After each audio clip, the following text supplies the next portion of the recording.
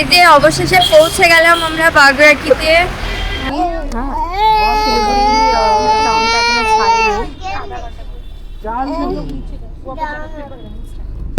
আজ আমাদের সন্ধ্যে 7:30 দিয়ে বাস রয়েছে।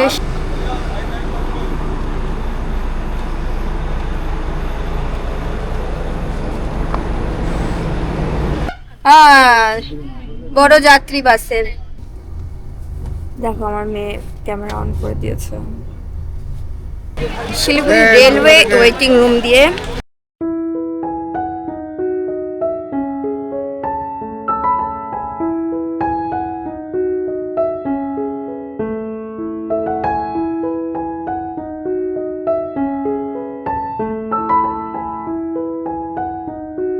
চলো। এই যে আমরা এই মাত্র শিলিগুড়ির ওয়েটিং রুম থেকে বেরোলাম। আমরা এখন যাচ্ছি এনবিএসটিসির কাউন্টারে, যেহেতু আজকে আমাদের 7:30 থেকে বাস রয়েছে। এই বাসের কাউন্টারে যাচ্ছি। এটা হলো শিলিগুড়ি জাংশন, আর এই জাংশনের একদম পাশেই রয়েছে তেনজিং নোরগে বাস স্ট্যান্ড, যেখান থেকে আজ আমাদের সন্ধেবেলায় বাস ছিল। আর আমরা দেখো কাউন্টারের সামনে চলে এসেছি। এখানে অনেকগুলো সরকারি বাস দাঁড়িয়ে ছিল। এখানকার প্রায় সরকারি বাস দেখছি কলকাতার উদ্দেশ্যেই রওনা দিচ্ছে। আমরা এখানে লাগেজ নিয়ে ওয়েট করছিলাম। কলকাতাগামী বাস দাঁড়িয়ে রয়েছে আর আমরা যাচ্ছি এই বাসটাতে করে, যার নাম্বার হচ্ছে 3607। হ্যাঁ মা, সিম্বলটা দেখো, শেরুর পায়ের ছাপ। শেরুর পায়ের ছাপ কোনটা? 13-14 লেখা আছে।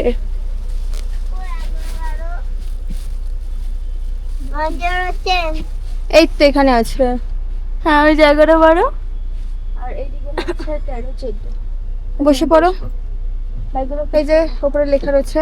ব্যাগগুলো কি আমার এই ব্যাগটা বাইরে যাবে। বাসে ওঠার পর আমরা একটু বিস্কুট খাচ্ছিলাম, কারণ সন্ধ্যাবেলায় ভারী কিছু খাওয়া হয়নি, তাই মেয়েকেও খাওয়াচ্ছিলাম, নিজেও খাচ্ছিলাম। এই বাসটির সিটগুলো দেখছি প্রচণ্ড হার্ডি, স্পেস কম, জলের বোতল রাখার জন্য একটা জায়গা করা ছিল, আর প্রত্যেকটি সিটের ওপরে ছোট ছোট এসি ফ্যান ছিল, একটু ওই কুলারের মতনই বলতে পারো। যাই হোক, আমার তো জানা নেই এগুলোকে কি বলে। আর বাসটি বাইরের দিক থেকে দেখতে কিছুটা এরকম ছিল। আমরা বাসের একদম ফ্রন্ট সিটগুলোই বুকিং করেছিলাম, কারণ ফ্রন্ট সিট কমফোর্টেবল হয়। মিডিল আর পেছনের সিটগুলোতে কি হয়, ঝাঁকুনিটা বেশি হয়, তা সেজন্য ফ্রন্ট সিট বুকিং করেছিলাম আমরা। বাসের ভেতরে প্রচুর সিট ছিল। বাসটি অনেকটাই বড় ছিল অন্যান্য বাসের তুলনায়, যেহেতু এটা একটা ভলভো বাস। শিলিগুড়ি থেকে কলকাতা পৌঁছতে এই বাসে কতটা সময় লেগেছে, রাস্তায় কয়বার দাঁড়িয়েছে এই বাসটি, মাথাপিছু কত করে ভাড়া পড়লো, সমস্তটাই ডিটেলসে তোমাদের সাথে শেয়ার করব এই ব্লগের মাধ্যমে। সবাই পাশে থাকবে, সাথে থাকবে। প্রথমেই বলি, এই বাসের জার্নিটা আমাদের জন্য একদমই আরামদায়ক ছিল না, যেহেতু বাচ্চা নিয়ে জার্নিটা করেছিলাম আর 2 সিটার এসি বাস ছিল। সেক্ষেত্রে সারা রাত এতটা ঘন্টা একটা বাচ্চা কোলে নিয়ে বসে থাকা অসম্ভব ছিল আমাদের ক্ষেত্রে। কিছু করার নেই, জার্নি তো করতেই হবে। আর বাসটি একদম বাস স্ট্যান্ড থেকে পারফেক্ট টাইমিংয়েই ছেড়েছে সন্ধ্যে 7:30টায়। আর পরের দিন সকাল 7:30টার মধ্যে আমরা বাগুইআটি পৌঁছে গেছিলাম। তাহলে বুঝতেই পেরেছো কয়েক ঘন্টা সময় লাগলো পৌঁছতে।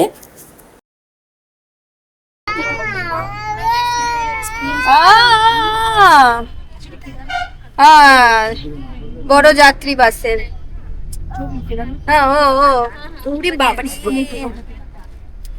সবে বাসটি ছাড়লো।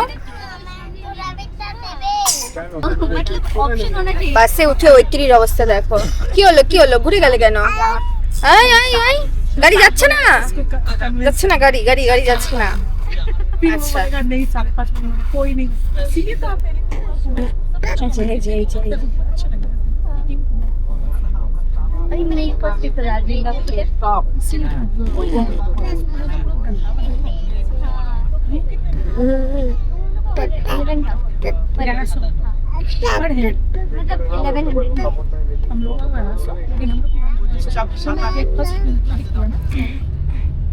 पूरा गधा बना दिया तुम लोगों को। 11 से लंच ब्रेकफास्ट डिनर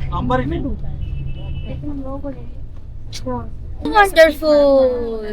এরকম বলতে হবে তো।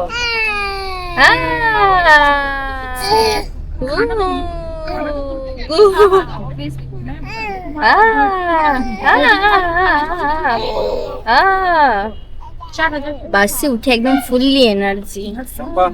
হ্যাঁ হ্যাঁ হতেই আছে। तो सेमी टाइम না না, ওটা 7টার দিকে ঢুকবে। कार बस है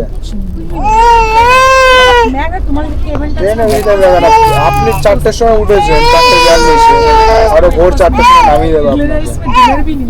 হ্যাঁ 4টেতে না, হ্যাঁ हम शॉपिंग किए शायद इस वजह से वो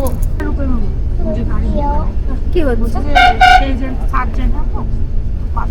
তুমি আমাকে মারছো কেন? মারছো কেন? এটা পড়বো না, এটা পড়বো না আমি।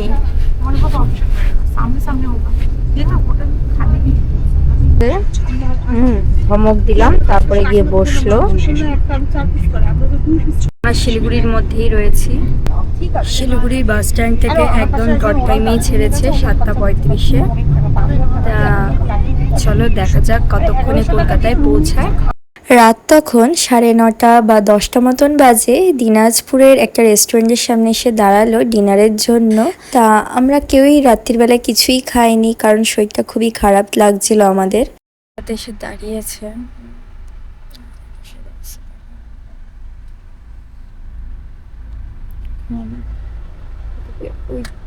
ঘুম। আমারও শরীরটা খারাপ লাগছিল, বারবার গা গোলাচ্ছে, গা পাকাচ্ছে। এর আগে বহুবার জার্নি করেছি, 14-15 ঘন্টা রাস্তা বাসে জার্নি করেছি, কিন্তু কখনো এরকম আমাদের সাথে হয়নি। এইবার প্রথম। জানি না কেন এরকমটা হলো, কারণ সারাদিনে সেরকম কিছুই খাওয়া দাওয়া করিনি যে গ্যাস হবে, অ্যাসিডিটি হবে। আর বাসে একদমই কমফোর্টেবল ছিলাম না, সিটগুলো প্রচণ্ড হার্ডই ছিল, ভালো করে শুতেও পারছিলাম না, বসতেও পারছিলাম না। এই করেই সারা রাত আমাদের কেটে গেল। এখন এই যে ভোরবেলায় বাসটি এক জায়গায় এসে দাঁড়িয়েছে, এরপর আর কোথাও বাস দাঁড়াবে না, ডিরেক্ট কলকাতা। এক্ষেত্রে বলে রাখি, আমরা যেহেতু সরকারি বাসে যাতায়াত করেছি, সেক্ষেত্রে তো তোমরা সবাই জানো মহিলাদের জন্য সরকারি বাস একদম ফ্রি, কিন্তু তোমাদের দাদা ভাইয়ের জন্য কিন্তু 1000 টাকা পে করতে হয়েছে। বাসটি ছিল WBSTC 2 seater AC Volvo bus. আর পাশে দেখো জয় কিভাবে শুয়ে রয়েছে, ও বাসের মধ্যে একদমই কমফোর্টেবল ছিল না। আর সত্যি কথা বলতে আমাদের মতন যারা ট্রেনে যাতায়াত করে অভ্যস্ত না, তাদের জন্য বাস একদমই উচিত না। মানে 14-15 ঘন্টার জার্নি করা বাসে একদমই উচিত না। বিশেষত আমরা একদমই পারিনি করতে, আমাদের খুব শরীর খারাপ হয়ে গেছিলো, কমফোর্টেবল ছিলাম না। ট্রেনটাই আমাদের জন্য ভালো। আর যাদের এখনো বাচ্চা হয়নি, তারা চাইলে বাসে যাতায়াত করতে পারো, কারণ এর আগে আমরাও করেছি, তখন এরকম সমস্যাটা হয়নি। এখন যেরকম সমস্যাটা হচ্ছে, বাচ্চাদের নিয়ে বাসে একদমই যাতায়াত করা উচিত না, বিশেষ করে লং টাইমের জন্য। জানলা থেকে বাইরে দেখতে দেখতে প্রায় পৌঁছে গেছি আমাদের গন্তব্যস্থলে। আর 10-15 মিনিট মতো লাগবে। এখন রয়েছি আমরা বারাসাতে। অন্যদিকে আমার ছোট মেয়ে ঘুম থেকে উঠবে করছে। রাত্রির বেলা একবার ভমিটিং করার পর সে যে ঘুমিয়েছে, একদম সকালে গিয়ে ঘুম থেকে উঠেছে। ঘুমাতে বলছে।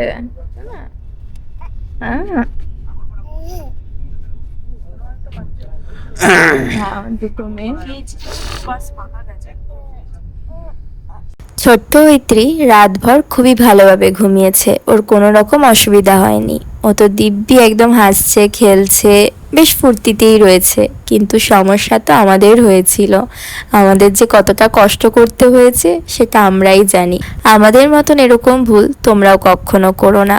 সঙ্গে আমাদের মতন ছোট বাচ্চা থাকলে অবশ্যই ট্রেনে যাতায়াত করো, খুবই আরামদায়ক। এই যে অবশেষে পৌঁছে গেলাম আমরা বাগড়াটিতে। পিছনে যে বাস দাঁড়িয়ে,